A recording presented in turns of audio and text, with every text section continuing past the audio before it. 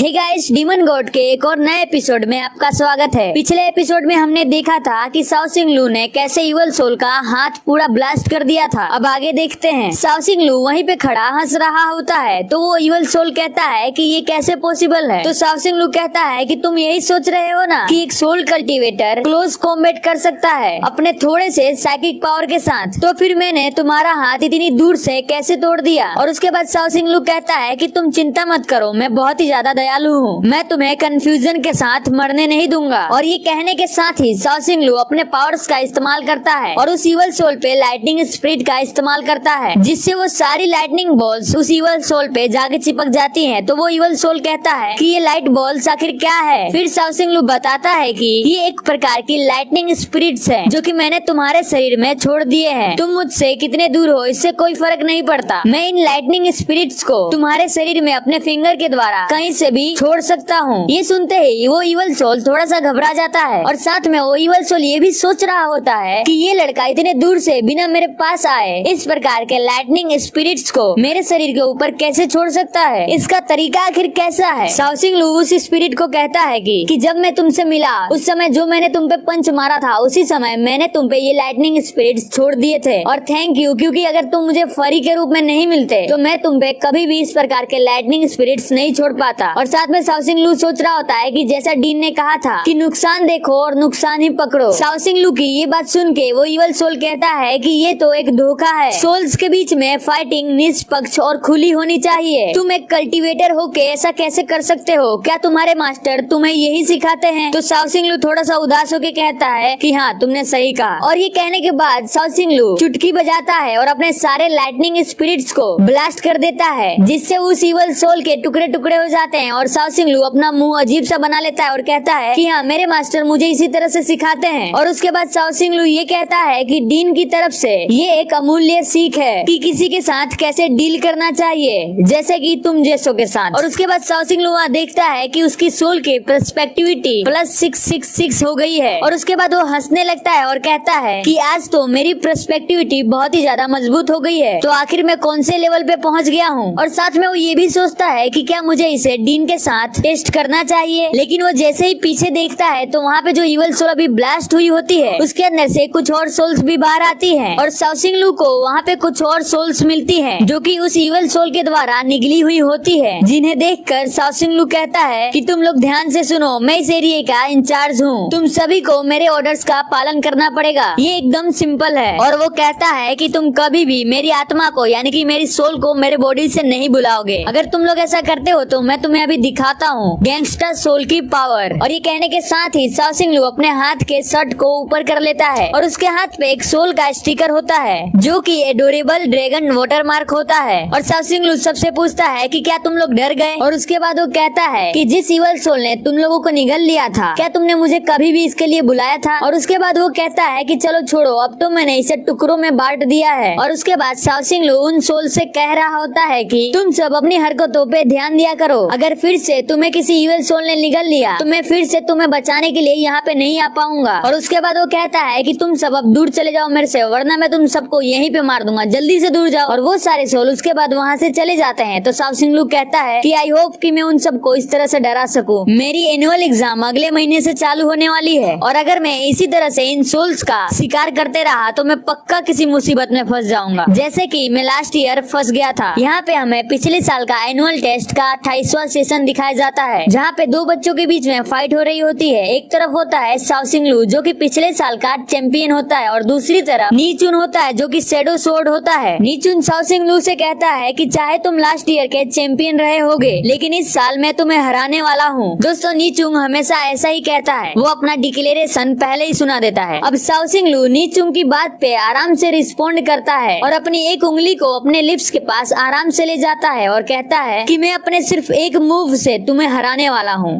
तो वहाँ पे खड़े सभी स्टूडेंट्स कह रहे होते हैं कि सिर्फ एक मूव, और वो कह रहे होते हैं कि ये तो सच में इस चीज को डिजर्व करता है क्योंकि वो लास्ट ईयर का चैंपियन है और शायद वो इसीलिए इतना ज्यादा कॉन्फिडेंट है। और वहाँ पे खड़े कुछ और स्टूडेंट्स भी यही कह रहे होते हैं कि हाँ, हम लोग इस बात से सहमत हैं। लेकिन नी चुंग के जो साथी होते हैं वो कहते हैं कि तुम्हारी हिम्मत कैसे हुई स्वॉर्ड्समैन के बारे में ऐसा कहने की। एक लड़का तो शाओ सिंह लू को बास्टर्ड कह रहा होता है, और बास्टर्ड का मतलब आप लोगों को तो पता ही होगा। और नी चुंग के साथी उससे कह रहे होते हैं कि इसको अच्छा सबक सिखाना चुंग, तुम चिंता मत करो, ये बहुत ही ज्यादा कॉन्फिडेंट है। लेकिन नी चुंग उसके कॉन्फिडेंस को देख के थोड़ा सा घबरा जाता है। और यहाँ पे हमें ये भी बताया जाता है कि उसने पिछली साल ताइसिंग लू को हराया था। और वहीं पे खड़ा ताइसिंग लू ये सोच रहा होता है और बहुत ज्यादा गुस्से में होता है कि मैं उससे कैसे हार सकता हूँ। और साथ में वो एक पंच जिस पे खड़ा होता है उस पे ही मार देता है, जिसकी वजह से वहाँ पे क्रैक पड़ जाता है। किरिन ये चीज देखकर बहुत ही ज्यादा घबरा जाती है और कहती है कि क्या तुम ये चाहते हो कि हम लोग यहाँ से नीचे गिर जाएं? आखिर तुम्हारी प्रॉब्लम क्या है? और साथ में मन में ये सोच रही होती है कि ये लड़का तो सच में बहुत ही ज्यादा डेंजर है। और उसके बाद ताइसेंग जिस पे खड़ा होता है उस चीज को सच में 2 भागों में तोड़ देता है, जिसकी वजह से किरिन चिल्ला के कहती है कि जो मुझे बचाएगा वो मेरा दिल जीत लेगा। और वहीं पे खड़ा ताइसेंग गुस्से में शाओ सिंह लू से चिल्ला के कहता है कि शाओ सिंह लू तुम जल्दी से उसे हराओ और उसके बाद आके मेरे से फाइट करो। और वहीं पे खड़ा शाओ सिंह लू उसे देख रहा होता है। और उसके बाद ताइसेंग जिस चीज पे खड़ा होता है वो चीज टूटने की वजह से नीचे गिर जाती है, जिसे शाओ सिंह लू देख कर कहता है कि ये तो सच में इडियट है। शाओ सिंह लू ताइसेंग की तरफ देख रहा होता है, जिसे देखकर नी चुंग गुस्सा कर रहा होता है और मन में ही सोच रहा होता है कि इसका ध्यान तो कंपटीशन पे बिल्कुल भी नहीं है, ये सच में मुझे बहुत ही कमजोर समझ रहा है। और नी चुंग ताइसेंग से चिल्ला के कहता है कि तुम कंपटीशन पे ध्यान दो। तो शाओ सिंह लू उसकी तरफ देखता है और कहता है कि मुझे लगता है कि ये कंपटीशन को लेके बहुत ही ज्यादा सीरियस है। और उसके बाद शाओ सिंह लू अपने जेब से एक पेपर निकालता है जो कि मैजिकल पेपर होता है और कहता है कि मैं तुम्हारे साथ अच्छे से लंबे समय तक खेलूंगा, मैं अपने नए सोल टेक्निक को चेक करना चाहता हूँ। और शाओ सिंह लू अपने लाइटनिंग स्पिरिट का इस्तेमाल करते हुए कंपटीशन के मैदान में हर जगह फॉग जमा कर देता है, जिससे कि वहाँ पे किसी को भी कुछ भी नहीं दिख रहा होता है। और वहीं पे खड़ा चुंग कह रहा होता है कि आखिर ये लड़का करना क्या चाहता है। और उसके बाद उन दोनों की फाइटिंग स्टार्ट हो जाती है। चुंग शाओ सिंह लू के ऊपर हमला करता है और बहुत ही ज्यादा हमला करता है और बार बार हमला करता है, जिसे देखकर सारे लड़के बहुत ही ज्यादा खुश हो रहे होते हैं क्योंकि उनको लगता है कि चुंग शाओ सिंह लू को हरा दे रहा है। लेकिन जैसे जैसे चुंग शाओ सिंह लू के ऊपर हमला करता है वो गायब होते जाता है, क्योंकि वहाँ पे शाओ सिंह लू नहीं बल्कि उसके शेडोज होते हैं। और उसके बाद जैसे ही थोड़ी सी फॉग हटती है वहाँ पे शाओ सिंह लू के बहुत सारे शेडोज होते हैं, जिसे देखकर चुंग कहता है कि इसने तो अपने बहुत ही सारे शेडोज बना लिए हैं, सच में इसके पास बहुत ही ज्यादा स्किल है। और उसके बाद शाओ सिंह लू के इतने सारे शेडोज को देखकर चुंग की हालत खराब हो जाती है, जिसके बाद वो कहता है कि मैं इससे जीत नहीं सकता और वो हार मान जाता है। सही वो सामने देखता है तो उसे अजीब सा लगता है क्योंकि शाओ सिंह लू के सारे शेडोज सो रहे होते हैं। और उसके बाद चुंग को पिछले साल का विनर अनाउंस कर दिया जाता है और ये अनाउंस कर दिया जाता है कि शाओ सिंह लू अब फाइटिंग नहीं कर सकता क्योंकि वो सो चुका है। दोस्तों आप सबको तो पता ही है कि शाओ सिंह लू बार बार क्यों सो जाता है। अगर आपको नहीं पता है तो आप लोग शुरू से एपिसोड देखोगे तो आपको समझ आ जाएगा। और उसके बाद हमें दिखाया जाता है कि शाओ सिंह लू ताओइस्ट मास्टर्स के कब्रिस्तान पे झाड़ू लगा रहा है और शाओ सिंह लू कहता है कि मैं पिछली साल टॉप 3 में नहीं था, इसीलिए मुझे कोई भी स्कॉलरशिप नहीं मिली, जिसकी वजह से मुझे अपने ट्यूशन की फीस पे करने के लिए ताओइस्ट मास्टर के कब्रिस्तान में सफाई करनी पड़ती है। और वो चिल्ला के कहता है कि ये वापस से नहीं होना चाहिए, मुझे इस साल टॉप 3 के रैंक में आना ही होगा, मैं वापस से सफाई करने के लिए नहीं जा सकता। और उसके बाद शाओ सिंह लू की जो सोल होती है वो वापस से उसकी बॉडी में जाने लगती है क्योंकि पिल पुल बॉल ने अपना काम स्टार्ट कर दिया होता है। शाओ सिंह लू जाते जाते ये कहता है कि मुझे नहीं पता कि मेरे चिकन लेग पीस को किसने चुरा लिया होगा। और फाइनली शाओ सिंह लू की सोल वापस से उसकी बॉडी में चली जाती है, लेकिन यहाँ पे वो इवल सोल अभी तक मरी नहीं होती है। और वो इवल सोल कह रहा होता है कि मुझे नहीं लगा था कि मैं आज इससे हार जाऊंगा, इसने तो मुझे हरा दिया और मेरे कई सारे सोल्स को भी आजाद कर दिया। और उसके बाद वो इवल सोल बताता है कि डीन ने ही उसे भेजा था शाओ सिंह लू से लड़ने के लिए। और वो इवल सोल कहता है कि क्या वो लड़का एक नॉर्मल यंग मैन है? फिर वो कहता है कि नहीं, वो तो एक मॉन्स्टर है। और उसके बाद वो इवल सोल गुस्से में कहता है कि मैं उन दोनों से जरूर कभी ना कभी जब रिकवर हो जाऊंगा तो बदला लूंगा, मैं ये जरूर करूंगा। लेकिन जैसे ही वो इवल सोल ये कह के वहाँ से जा रहा होता है वहाँ पे हमें एक सोल दिखाई जाती है जो कि पर्पल कलर की होती है, लेकिन हमें वहाँ पे बताया नहीं जाता है कि आखिर वो सोल कौन है। लेकिन आप सब देख के शायद अंदाजा लगा सकते हो। और वो सोल इवल सोल से कहती है कि सॉरी, तुम्हें ये चांस दोबारा नहीं मिलेगा। तो इसी के साथ इस एपिसोड का डी एंड यहीं पे होता है। नेक्स्ट एपिसोड में हम देखेंगे कि आखिर जो सोल हमें दिखाई गई वो सोल किसकी है। तो वीडियो को लाइक और चैनल को सब्सक्राइब जरूर कर देना।